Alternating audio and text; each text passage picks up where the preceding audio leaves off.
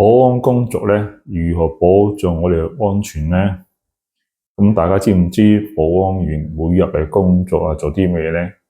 咁我講其中三個重點啦。第一，保安員咧就會每日做巡邏啦。第二，做啲監控嘅工作啦。第三，就應付一啲突發事件。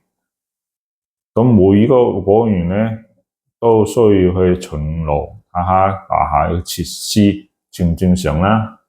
透過閉路電視監察下啲出入口lift 有冇可疑人物出現啦。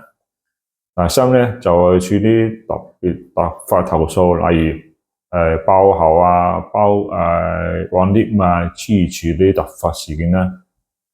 所以咧，保安員咧對我哋日常工作咧非常之重要。咁大家記住一樣嘢，對保安員咧要有適當嘅禮貌，大家做起上嚟咧會更加開心，保障大家。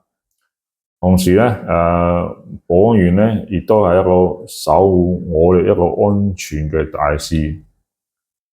保安員做得好，大家出入都更加安全，相輔相成。OK。